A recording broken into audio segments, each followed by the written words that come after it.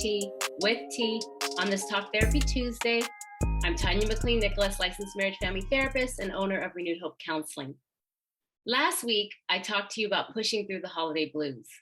I recognize that although the key themes of the holiday season are joy, happiness, togetherness with your family and friends, not everyone is feeling that way right now. When you experience the death of a loved one, your world can lack the celebratory qualities that the holiday is supposed to bring. Many ask, how can I get excited when my heart is filled with so much loss and so much grief? So today I'm going to be talking about leaning into the fullness of grief during the holiday season. So go ahead and grab your tea or your coffee, whichever you prefer, and let's dig in. Grief is a universal response to loss. But how each person processes the loss, the symptoms and reactions that manifest as a result of the loss, and the time that grieving begins and even ends is different for everyone. When someone you love dies, you grieve the loss forever. Grief never ends. That's why you may hear people speak about their losing their loved ones or their spouses 10 to 15 years ago, and they still will say something like, it feels like just yesterday. They still have the intense emotional or physical reactions to the loss. I tell people you have a right to grief and you should acknowledge the pain and openly embrace the connection to that person. Now, I also have learned that our society does not validate grief that lasts longer than a few years. It seems that grief support comes with an unspoken expiration. And this is evident in people's comments like, are you still hurting? Or comments like, you need to move on, or your loved one would want you to continue living. These comments, although I believe are done with the sincerest of heart, result in people putting on their fake smiles, pulling themselves together to be in places they do not want to be, and extending themselves beyond what's comfortable. Does any of that sound familiar? Grief can become intense during the holiday because our normal daily distractions and even routines have been put on pause, and you're now flooded with holiday invites, celebrations, and festivities. And this can be a trigger as you realize that you're gearing up to spend the holiday without your loved one. You may find your mood shifting from happy and joyful one moment to breaking down in tears the next as you're flooded with memories of past holidays and traditions. You may even have some guilt about feeling happy without them. You may even find yourself that you can't even cry. The tears just won't come. You may experience a loss of appetite, a disruption in your sleep. You may not even want to get off the couch because of feelings of sadness and loneliness. There's some relief in knowing that these experiences or symptoms are typical. And although society will point us in the direction of getting over it, so-called, dealing with grief is not about getting over it. The more you try to avoid or distract from your grief during the holidays, sometimes the worse you feel.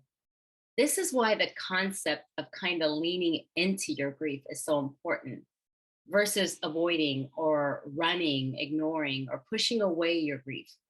Grief is not what we are running from. It's usually the pain. We don't like the pain that comes with loss. But the way to help the pain is by allowing the grieving process. Leaning into your grief, leaning into the fullness of your grief, it literally means to honor your whole self. The sadness and the sorrow, the aches and pains you feel, and even the joy and peace you may experience. When you lean into your grief, you acknowledge all emotions and feelings, and you have compassion for them. Our brain and our body, they don't like when we ignore what's real inside of us. The more we ignore it, the more our bodies scream to take care of ourselves. That screaming may look like headaches, body aches, illnesses, or even a compromised immune system. When you lean into your grief, you learn that you are a unique person. And your process of grief may manifest itself in a variety of ways. There's no cookie cutter way to grieve. So stop telling yourself, I shouldn't feel this way or be acting this way. Honor your process and everything that's attached to it. You can expect grief is always evolving and it has constant ebbing and flowing. It's like an ocean. Some days it's calm and other times it's rough. Your experience of negative and positive emotions, it's normal. The more your expectations about grief are realistic, the less blaming, shaming, and guilting you're going to do about the way you feel. Accept your feelings. Whatever emotion is present at any given time, just accept it, appreciate it, and give yourself the compassion that you need. And you can do this by not avoiding intense emotions, but instead make time for them, even if it hurts. Being kind to yourself by removing the judgment and criticism, giving yourself permission to not be okay, accepting that I don't have to be okay all the time. Acceptance is the best form of compassion you can give yourself while grieving. And then never, never, never, ever avoid the memories. Remember, you are grieving because you loved. You have been loved and you continue to love. We don't grieve things that don't matter to us. An important part of your healing is to embrace the love and memories that you shared with that person. You may see and feel the loss, but a piece of that person does and still continues to live through you. Share your favorite memories with family and friends. Make their favorite foods. Look at photographs. Carry on traditions or just start a new tradition that memorializes that person. But embrace the memories and the emotions that come as a result of it.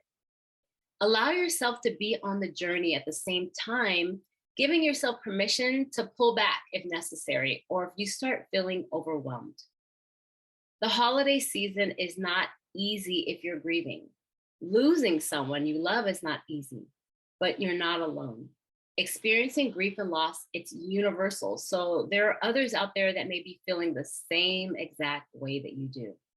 By leaning into your grief, you give yourself the self-compassion needed for the loss, the appreciation and acceptance of your emotions and feelings, and the ability to embrace the memory of the person you love. It's often said that a part of us dies when our loved one passes. It's just as important to remember that a part of them still lives within you. Cherish the memory and live out the legacy. Well, that's it for today. I hope that you enjoyed your tea with tea on this Talk Therapy Tuesday. I'm Tanya McLean Nicholas, and I hope that you have a beautiful day.